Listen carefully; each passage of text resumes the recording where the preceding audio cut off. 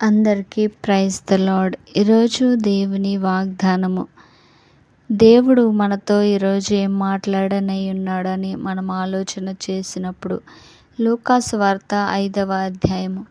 ఆయన బోధించుట చాలించిన తరువాత దోణెను లోతునకు నడిపించి చేపలు పట్టుటకు వలలు వేయమని ఆయనతో చెప్పెను.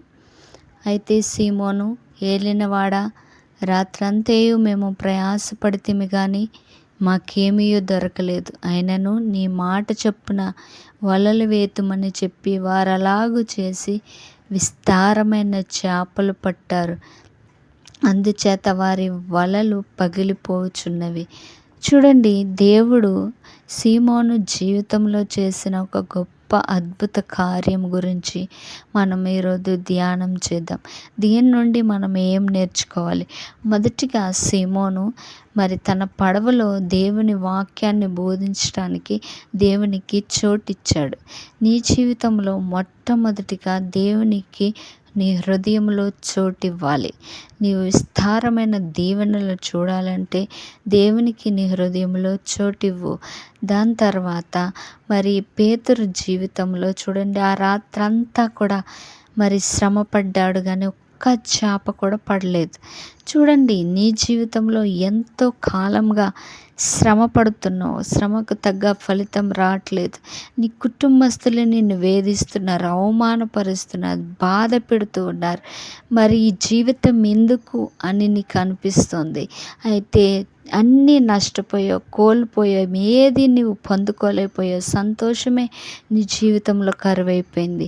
అయితే దేవుడు చెప్తూ ఉన్నాడు, నీవు నా మాట విని నీవు వలలు వేయని దేవుడు చెప్తూ ఉన్నాడు. నీవు ఇంకొకసారి ప్రయత్నించు, నీవు ఇంకొకసారి దేవుని సన్నిధిలో ప్రార్థించు, నీవు భయపడకు. పేతురు దేవుడు చెప్పినట్టు అయినను నీ మాట చొప్పున నేను చేస్తానని, నీవు దేవుని మాట విని ఆయన మాట చొప్పున నీవు చేసినప్పుడు దేవుడు నిశ్చయముగా నిన్ను ఆశీర్వదించి దీవిస్తాడు. చూడండి, దేవుడు చెప్తూ ఉన్నాడు పేతురుతో, నువ్వు లోతునకు నడిపించుమని. నీ ప్రార్థన జీవితము దేవునితో లోతుగా వెళ్ళాలి. దేవునితో సహవాసం చేయి, ప్రార్థించు, మోకాళ్ళ అనుభవం తెచ్చుకో. నీవు నిశ్చయముగా విస్తారమైన దీవెనలు పొందుకుంటావు. లోతునకు నడిపించి తర్వాత వలలు వేశారు. చూడండి, నీవు నామకార్థమైన భక్తి ఎంతకాలం చేస్తావు? నీ హృదయాన్ని పరిపూర్ణంగా దేవునికి అప్పగించు. నీ హృదయము మొత్తము దేవునికి సమర్పించి నీవు లోతుగా ఆయనలో భక్తి చెయ్యి. అప్పుడు పేతురు చూచినట్లుగా విస్తారమైన దీవెనలు చూస్తావు. నీ అవమానం కొట్టివేయబడుతుంది, నీ నిందలు కొట్టివేయబడతాయి. నీవు ప్రతి దానిలో విజయాన్ని చూస్తావు.